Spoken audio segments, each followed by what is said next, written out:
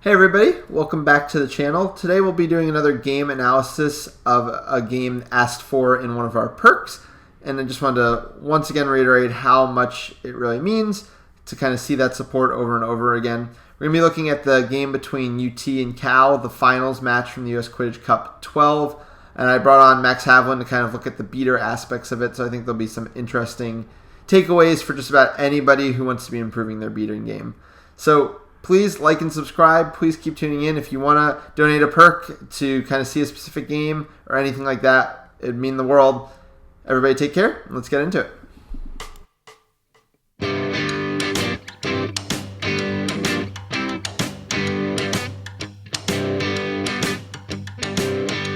Hey everybody.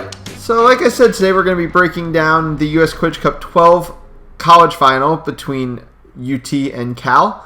And I think there's a lot to take out of this game, to be sure.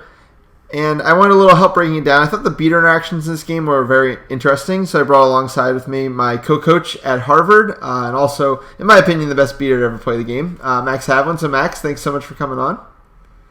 Thank you for having me, Ethan! Of course, yeah, I'm really excited to do this. So in this game, as we're going to see, Cal really struggles to get bludger control, so they end up defending a lot of defensive sets with just one bludger. And I don't think they really do the best job of it. We're kind of going to break it down. But I want to know, when you and Lulu are kind of playing with one bludger, what kind of ideas are you guys kind of looking to do on the defensive end? Yeah, I would say, really you have to, there's a lot that goes into it. There's so many factors.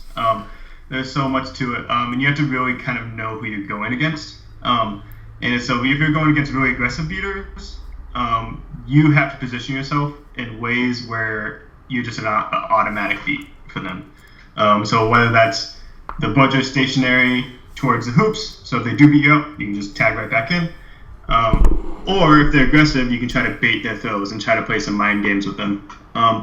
Oftentimes, what we actually do, we kind of change our thought process sometimes, where if we know we're playing against a team where they don't do well when they only have one bludger, we reverse our thought process, and instead of thinking, oh, we need to keep this one bludger, we might go for control instead, just because we know that team struggles with one bludger. So there's definitely a lot of different, it changes very game to game, changes to whoever you're playing against, and also you have to rely on your chasers to make plays too. Right. So you mentioned kind of sometimes switching to making plays for bludger control.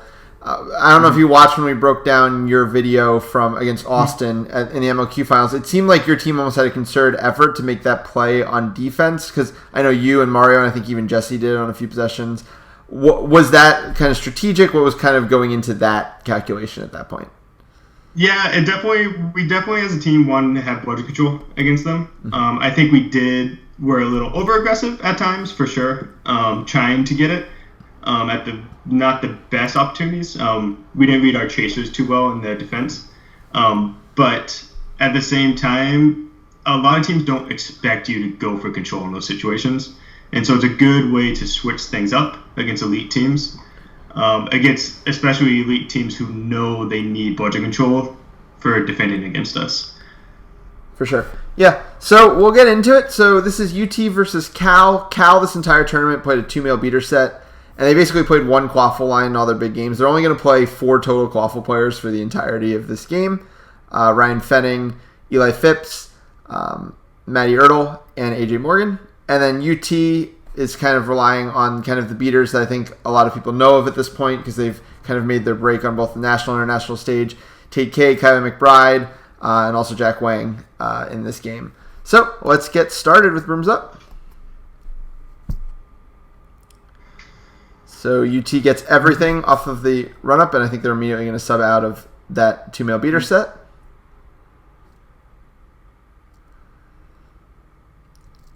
So I guess my first question here is, I assume you would agree that this beater is very out of position because they're not really defending against anything, right?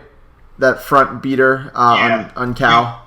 Yeah. You're just following the quaffle, weirdly. Right. Yeah, that beater, exactly. If you're the off-ball... If you're the beater without the bludger, you need to, for the most part, shadow, most likely. It's whatever your team wants, but you can shadow the most aggressive beater on UT, So like right now, they could at least shadow Tate. Tate is the only threat in this play. Right.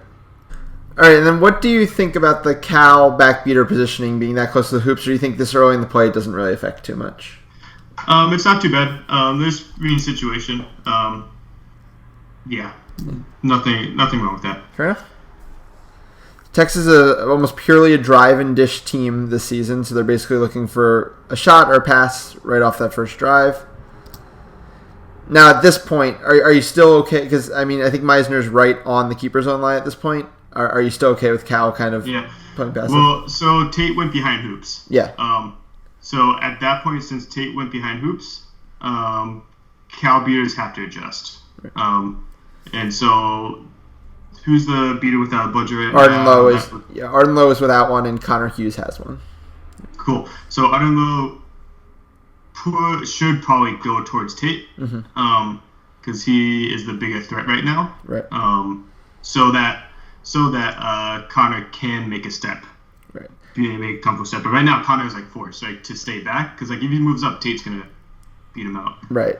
And I think the point defender also has to engage earlier at this point, yes. Right? Yeah, like he's not giving the beaters any options. Because if he engages and he gets tap beat, at least Lowe can try to fight Kylie for the ball, basically. Exactly, yep. And so he's just going to walk all the way in and take a shot. I mean, it's as free as it comes.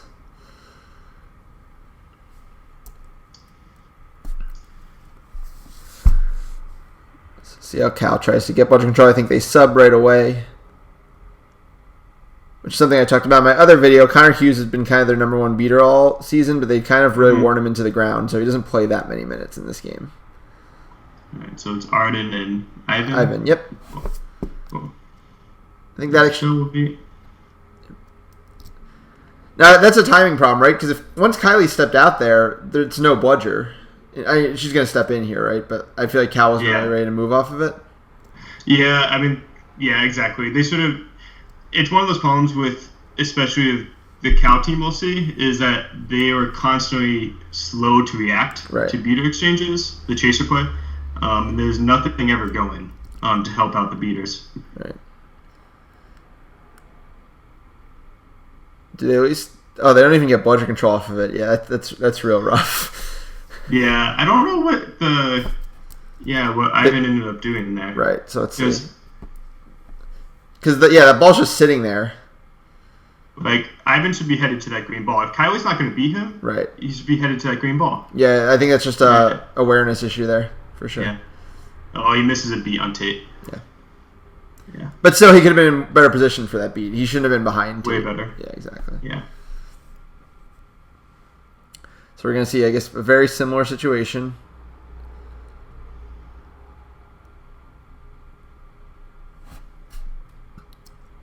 Ivan staying with Kylie. Yeah, but Kylie's able to get a tap beat off that time, even with Ivan there. Yeah.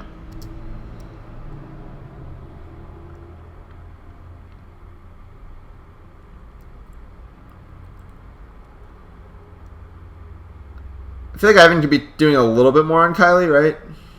You can. Well, there's definitely a practice to it, because if you don't want to overcommit and get a free beat. Like Kylie, you can't let Kylie have a free beat on you. Mm-hmm.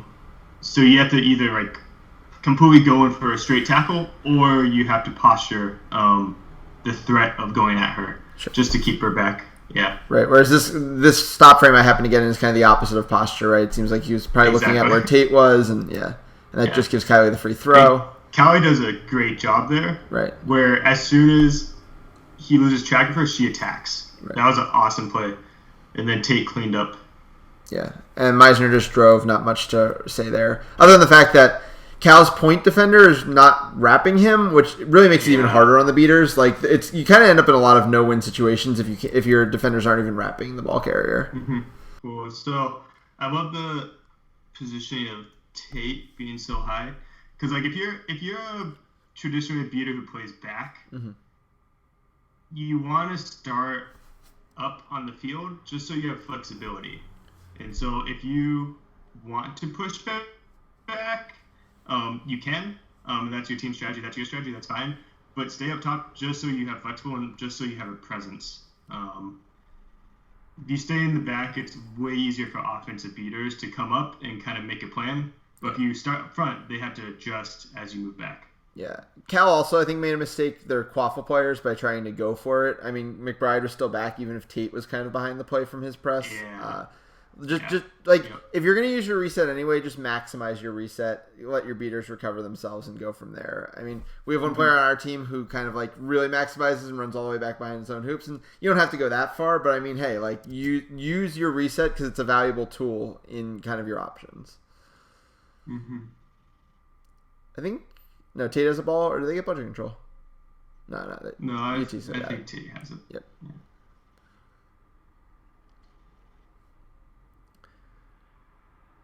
I feel like that whole press was very low reward when you don't have budget control to have your beater go that far up out of position up the right side. Yeah. It's a good. At least he's changing it up. Yeah, he's that's true. Something different. Yeah. He's not being stagnant, which is good. But yeah, it was pretty risky. Yeah. And now again, he's kind of doing something similar. It looks like he's going to take down McBride. But again, like you said, like you have to change something at some point. You can't just keep giving that same under the hoops look. But like you said, if you step out from the hoops, K's just going to come at you from behind the hoops, which is kind of the value of that. Yeah, it's really smart play by Tate and Kylie. Yeah, they play really well off of each other. So, at what point against that kind of back and like that one in front, one behind set, do you just like try to make a play on K for budget control? Like, is it after like the first or second time that hasn't worked out for you, or? Yeah, I mean, it kind of goes with, they got control? No, they didn't. No. Yeah, it's like, if you see him do it once, and you see him do it twice, that means it's actually, he's thinking about this as a game plan. And now that you know there's like a game plan, and you kind of read the tendencies, you just have to adjust and try something. Especially when you're already down 3-0, like you have to start trying something, try to get that control back, to try to make some momentum swing. Yeah, so they finally get a stop, and it's actually kind of interesting because their point defender actually overcommits for a tap beat, but it kind of works out because their keeper steps up and can't be tap beat, and I feel like it's the first time they actually ever stopped Meisner from doing anything in this game. Mm-hmm. Which I think they're going to start switching things. I think Eli Phipps, who's been playing point defense, is going to stop doing that. But, yeah, it was like the first time UT kind of forced when they haven't forced once the entire game. Yeah.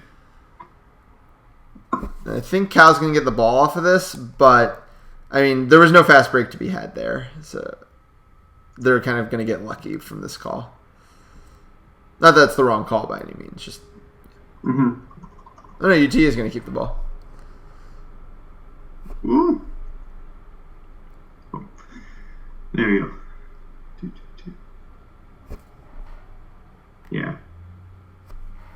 Right. So UT is... yeah, go ahead. Yeah, Salvage play, it's always good to see where beaters are, which they did there, which is great. Yeah.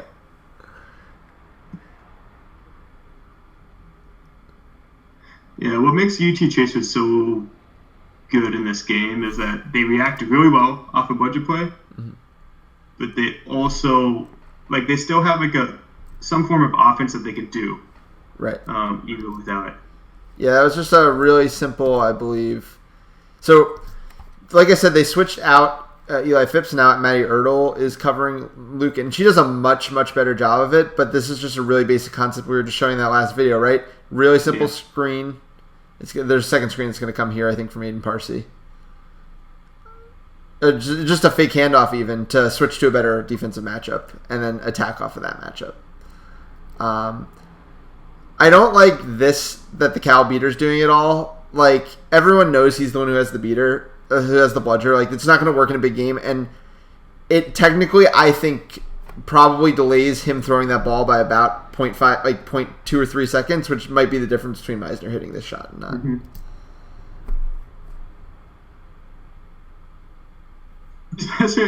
Everyone knows who has a bludger. There's no point trying to hide it. No. Yeah. The Chasers are too good at knowing where the bludger is. Right. But this is where, I think they get control out of this. We don't see it on screen. Yeah. But like, Cal chasing game has to be doing something. Put some pressure. Well, do you not want to wait for your beaters to get back, maybe? Like, in that scenario, maybe, but like, he could at least be jogging up to put pressure. Something. It can't be just beaters. Right. And same thing there, right? Like, he taps the point defender, and Fenning's still walking. Like, look at all the space your beater just opened you up, and you're not really going off of it. I guess he's going to make a pass once the keeper steps out, but... Yeah. Like, if he drives, I think he draws more of the defense than he did there. And by just standing still, there's enough people back to knock down that pass. So TK's out now. Jack Wang is in the game. Jack and Kylie. Kylie's going behind hoops. Yeah.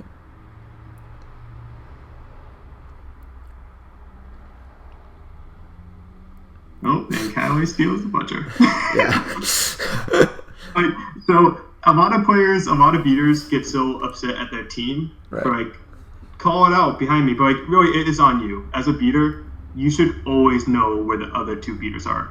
Yeah. I also think it's communication there, right? Like, the beater who's under the hoops there has less responsibilities. They should be tracking things out loud, I feel like. Even, like, especially when you know control is so important. Yeah. And it was the first time you had it all game. Yeah. Jack 1.5. Oof. Yeah. That's what I was talking about, Ertl being actually a better matchup, but it breaks down so hard. So where'd the bludger go in that play? Jack catches it. Oh, yeah.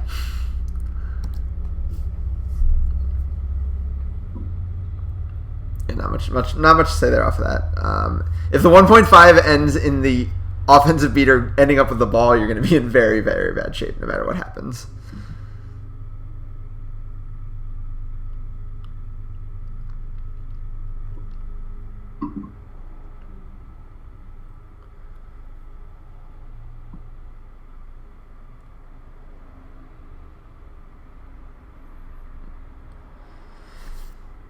So this beater does this a few possessions in a row from this point on. How do you feel about just like winging that ball at the point defender? It's so dangerous. Yeah. It is so dangerous. Like, even if you make the beat but it skims the wrong way, your keeper's done. Like, there's nothing the keeper can do. There's no protection. Like, you can't be doing that. Right. Instead, like, yeah, exactly. You need to get a lot closer and do little tap beats. Because, like, even there, like, he got probably about the best reflection you could have wanted, like, right back towards him, and Kylie's still going to get a free pressure off of it. Yeah. I also don't like not using your reset there. I think he actually scores just because Phipps is super athletic. Really impressive. Yeah. I would like to see UT maybe make a defensive change to the fact that this was the only thing Cal was doing. But, I mean, it's hard to criticize him that much because it's the first goal they scored off of it. But, yeah. I think Jack does a lot of 1.5 gets this game, yeah. That one's defended a little bit better.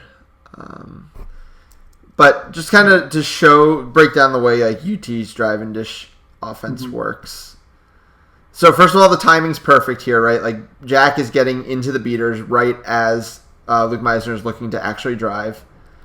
He doesn't even get through, but it's just he needs to draw everybody's attention enough. And the way Casey Bevers scores these goals, she touches the ball for as short as I've ever seen somebody who scores this type of goals. And that timing can matter. Yeah. And what really is awesome is that, like, not only is she making perfect timing cuts, UT, like, ball handlers are running and gathering attention and making those perfect passes. Because she's not there more than 1 second before she needed to be. Yeah. Yeah, Cal is not very organized trying to get control. No. And that was a tap beat that was just completely missed. Mm-hmm. I want to show... Was this the... Yeah. So, I just did that video on pick and rolls on ball, but pick and rolls off ball are also kind of definitely something you can do to create space. It looks like, and I talked about how a lot of people don't commit hard enough, especially with the latitude that's given in Quidditch to kind of move around, set your pick.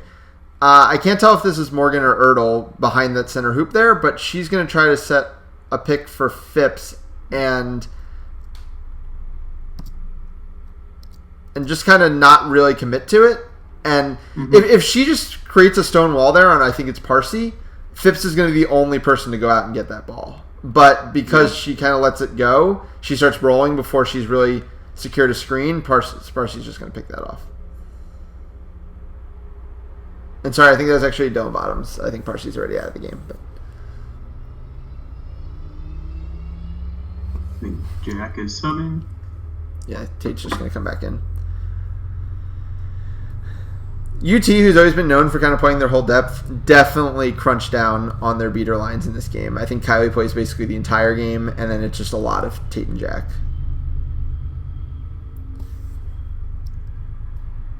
So that's kind of what they were hoping for on the other play, right? Like a high pressure on the wing that actually gets a turnover. So I don't know if this will come, because Kylie's right there with the budget too. Yeah, I don't think she successfully resets this. Yeah, just a little bit overthrown. Oh, out of bounds. That's unfortunate. Yeah.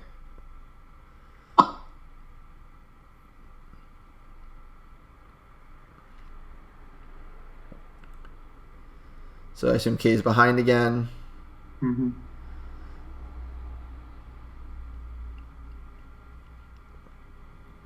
That's the second time Ertl made one of those nice plays up top. She had the earlier one where she batted down that pass, and this one where she plays, but it doesn't really do anything if your beaters aren't ready to go off of it. That'd be probably the time where you attack Kylie if she's trying to turn around and beat Ertl there, because you're never going to get a better chance. Yeah, well, I think Kylie got beat on that. She got face beat. Yeah, if you look. Yep. Let me go back a little bit. So I think they make a play for control right here. Right. So she makes us beat. Yep. Okay, yeah. I do like that play then. Yeah. Yeah, I like that too. And then they try to do a long beat, so I don't think they retain control, because I think Tate gets it. But that was a good play. That was that's where you have to be patient, and you don't want to force things until you play off of the opposing beater's mistakes. Right. And Kylie just got a bad bounce and punished. All right, so Ivan's finally... Nope, he's still in the game. Oh, so they kept budget control, so here we go. Yep, great. Yeah. Does Tate have the ball, or no? Kylie has the ball right now, right? Kylie has it, yeah. So that's fine. But again, nobody's really reacting to the adjustments. This is what you want. You want to get Casey switched on to Fenning, and then Fenning should be driving off of that. And I think he just does just enough to draw the second defender to him, which is going to make an option available on the back. It's a really nice pass for what it's worth. Yeah. It's that was a really nice pass and everything, but that's not the offense you want to rely on. It's a high risk, low reward style of offense. All right, budget control with Cal. I really like that wing chaser came on in a sweatshirt, and the bench was like, "No, you're getting right back off the field if you're wearing a sweatshirt." I really appreciated that. So that was so he or does he dodge the beat? He blocks it. Okay. Still pretty out of position, right? Yes. Yeah. I mean, it's just really Tate just throws it, unfortunately, right at his chest. Right. If Tate anywhere else, he would have been beat. Because, what is your benefit here of beating that player, right? If you beat that player, odds are his keeper's going to pick up the ball, and you're going to be super susceptible to K beating you. Yeah.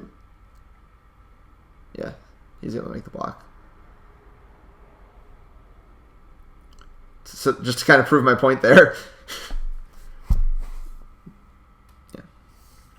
Yeah, they end up getting it through scrum, but yeah, well they lose budget control in that second scrum, so it ends up costing them budget control for possession.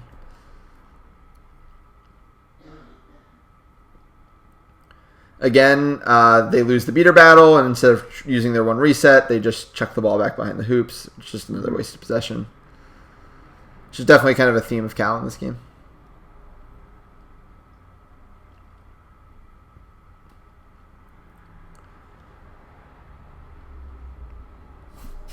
I think that's underutilized. a lot of people are like, oh, you just can't have someone who's a lot smaller than the ball carrier playing points on them. Like, Ertl wasn't going for wraps on Meisner. She's probably not, her arms probably aren't long enough to go for wraps on Meisner. She's literally just doing arm grabs. Arm grabs aren't used enough in Quidditch. Like, no, not at all. It's so frustrating. Yeah. To go against. Yeah. Like, whereas Phipps wasn't getting him stopped at all, she's consistently forcing Meisner to pass the ball.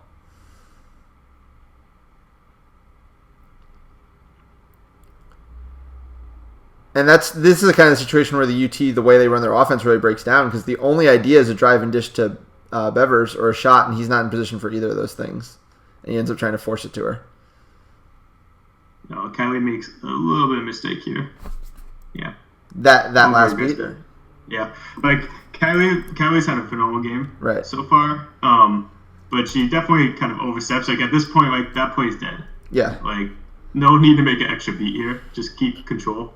Yeah, I mean, I guess her idea was that maybe she's hoping this no budget situation works, but he has no passing option, so he's gonna have to go through the entire Cal team, and he just gets trucked right away.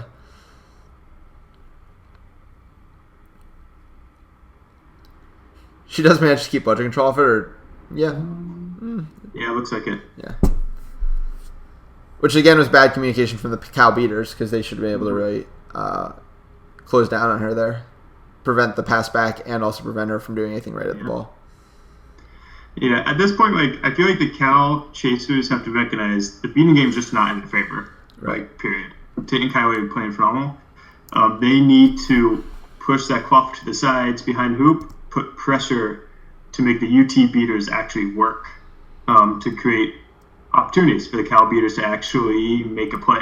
Right. And it looks like Fenning's even kind of positioning his hand there, like, can we run something a little shorter? Can we pass the ball around a bit? It looks like Chris LeComte just called the Cal beaters off broom, and then again he doesn't use his reset, and it's just another turnover.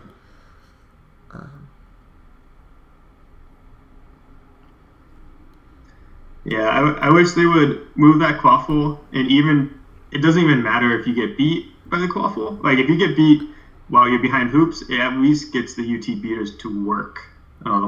And allows your Cal beaters to actually try to make a play for control on the other beater who's not in play. Jack those back. It's 1.5. I think it's going to get called off this whole play. I think they either called Meisner beat before or maybe someone off broom, but I'm pretty sure this ends up in it being Cal ball. Yeah, Jack's run those 1.5s really effectively all game. And because one of the things that the person who asked me to review this game had mentioned, they were like, I feel like this game was like 70-20, 80-30 for a while. It feels like it was closer than it ended up. Like, what is your analysis there? And I think this is kind of the whole that kind of going back to my last video again with the roster. So Cal has 4 male beaters they play, and there are only 4 people they play. And Hughes seems to be their number one. He played every minute of their game in the West Regional Final. And this is the moment where, because like we said, UT tends to play their full depth. They have their number 2 male beater in Jack. They have real deep in their quaffle lines at this point, probably third string. If he's on the field with maybe Ivan, instead of basically they have their second and fourth string male beaters in right now. If they have their top 2 in here, maybe this is the chance they have to make a move. And he's rested for a while here, but either he doesn't have the gas or someone just doesn't recognize it on the sidelines that this is kind of their window. And I think that's why it never really gets closer. It doesn't get further because UT's in its depth, but that's all UT needed is to keep the distance at its depth. No, and like Jack and Tate are playing amazing, but Kylie's playing incredible. Like, her positioning, everything, like, it doesn't. She like it allows Jack and Tate to be so aggressive. Yeah. That because of her, I feel like they just can't get anything. Yeah, I mean, I think this is a lesson that me and you both learned at Pan Am last year. It's like Kylie's the perfect beater to play with because she just controls the whole game for you and lets you just do whatever you want to do. Free throw. Again, these are just like plays that are just never going to work. Like I've seen them work like once ever in Quidditch maybe, and it was in this game on that first one. Just use your reset.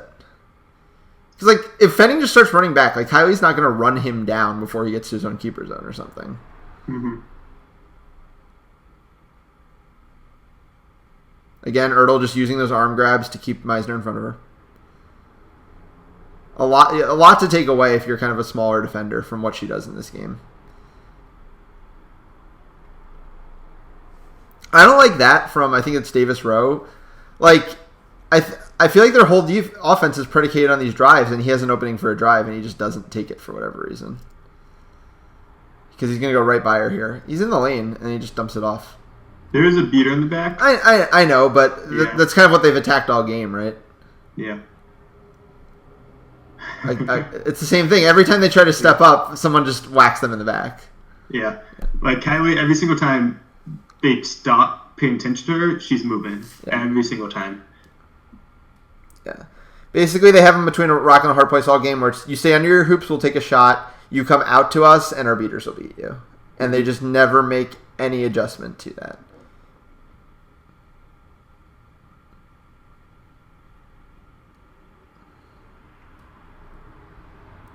And again, they make a sub, but their fourth string beater's still in. That's just so many minutes. Yeah, I'm curious why. I wonder if Cal ever, whenever they go for control against like other teams, I wonder if they ever put their beater actually behind. Yeah. Hoops or poke out or anything. They haven't done that once. And they've thrown forward every single time, basically. Like, there's no plan. No. There's no plan. Yeah. I mean, Jack basically does the only thing you're ever going to do if you throw from that far away. He's just going to throw back before the ball gets to him. That one, I think UT beaters definitely were too far up the pitch. Yeah, both of them were too far up. Yeah. Kylie, if she's going to commit that far, Jack needs to read that and stay back. Yeah. Yeah. Especially when the only offense we've seen from Cal is that pass. Like Ryan's driven 0 times, so you don't need to be up the field to prevent him from driving on you. Yeah. Yeah. This is the UT. UT just went to their third string male beater for the first time. It's a little sloppy there from UT's chasers. They did better against the 1.5 there a little bit. Mm-hmm.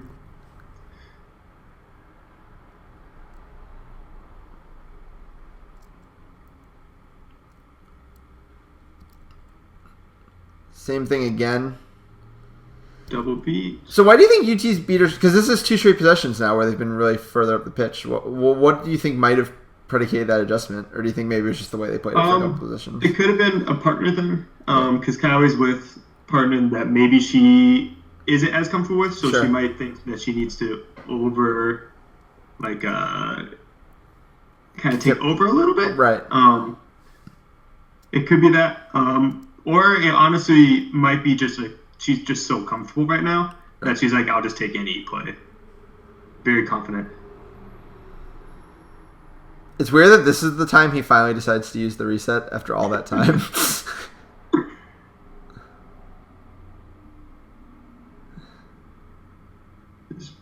Jump balls in the back every single time. I've never really seen an offense like that before in Quidditch. It's wild.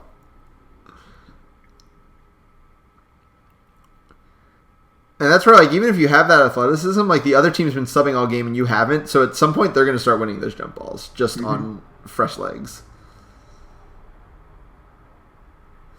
All right, let's see how... I don't know why Rowe would be that open for a cut there.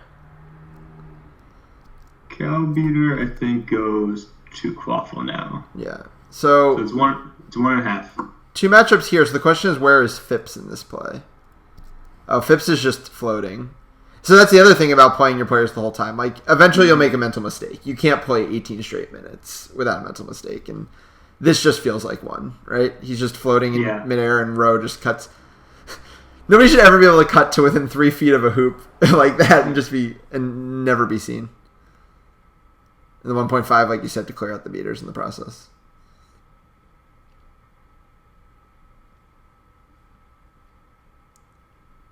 Yeah, the UT could definitely be even more efficient with the 1.5, even more efficient than they are, where they could use their bludger more to clear out a point defender than go into 1.5. Yeah. But same thing again, like you said, the throw from the front of the beaters, it misses, so now the only Cal bludger is all the way back behind the hoops. Free pressure. Doesn't use the reset. This game's really just the same play on repeat for 15 really straight is. possessions. Yeah. And I think Cal called timeout in this game, and I'm curious what they talked about, because you would have thought that they would have been talking about trying something different on the offensive end. Do you know if they actually have like a non-playing coach? So Arden, who's actually played a lot of minutes in this middle stretch, was their coach in this game. All right, that's really tough. Yeah, it's a really tough place to make adjustments from.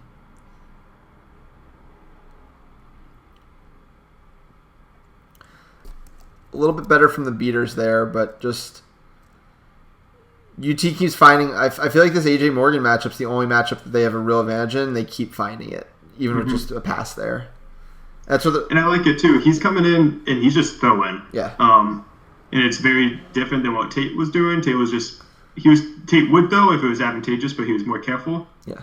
So I like this small switch up of aggression. Yeah, of styles. Like you said, it's all about tendencies and not getting into the same structures over and over again, which is what Cal has done in this game.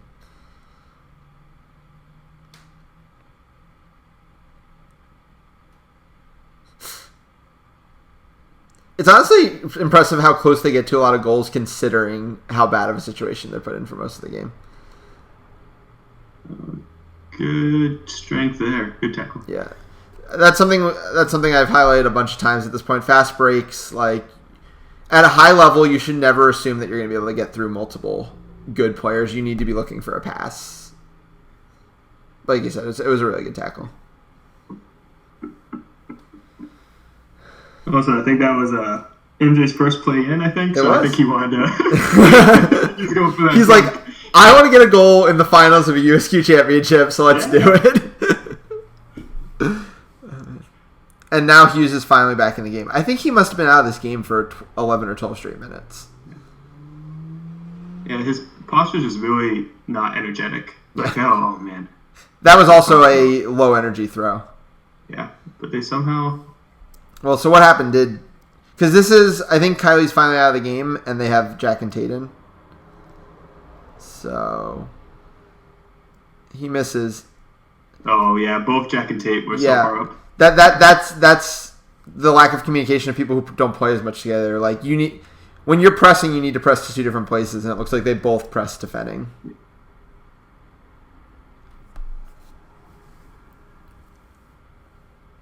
Yeah, so UT's prepping for Stitch on pitch. Right. Honestly, they might just be prepping for getting Kylie a break because she'd played the first 17 straight minutes. Another goal there. This is a bet. No, it wasn't a better fast break. He tried to run through the whole team again, but he got bailed out by... His goal. He got bailed out by a loose ball and a foul. So, I think that's pretty much going to do it. We're going to get to Snitch on pitch, and it's pretty predictable from there until UT kind of eventually catches. So if you're reviewing this game as kind of the Cal beater coach, kind of what would your advice be? What would you like to see done differently in the future? In this game specifically, or going forward? No, going forward. If you were talking to Cal, if you were reviewing their film with them. I think they need to have better planning, trying to get control. The beater without the budger for Cal never was a part of going for control. You have to have a better strategy, whether that's one beater going behind hoops, the other beater up top with a budger, or you use that beater without budger as a passing option, just something to change it up. Right. And then also, honestly, yelling at your chasers to actually get the quaffle moving and actually get a drive to force the opposing team beaters to actually move and actually do something. Yeah, it definitely felt like the chasers and beaters were kind of two separate units, and it really played itself out that way in this game. So I would definitely agree with you there. I did think the Cal beaters eventually did a little bit better with one beater on bludger on defense, but it was just those early reps. They probably hadn't seen anybody do what Tate and Kylie were doing to them, pinchering them, and they just didn't seem prepped for it for the first 6 or 7 possessions, I'd say. And no, definitely, and they were definitely Tate and Kylie were playing out on another level. Right. They were playing really, really smart, very aggressive when they needed to, but also never, for the most part, overcommitting. And when you're in that much control, especially like a few times when Tate was just like at their hoops with no pressure, like when you're a beater, especially when you're a good beater and you get that much space, your confidence is through the roof. Yeah, for sure. I also think it's kind of interesting because the Eighth Man ran an article a couple weeks ago by Rags about how kind of this drive and dish from UT kind of redefined the college game to the 2-2. And you can argue whether it technically did it directly, but you can see why Texas's offense has struggled more this year than last year because that 2-2 really does swallow up the drive and dish. It's just not there. And they were so crisp with the dive and dish that unless you manage to hold up their ball carrier completely, they scored on almost every possession in this game where they got a driving lane, which is just really exceptional. So that's going to do it, I think, about for us here. Max, thank you so much for coming on. And everybody, please like and subscribe and tune in again. Take care.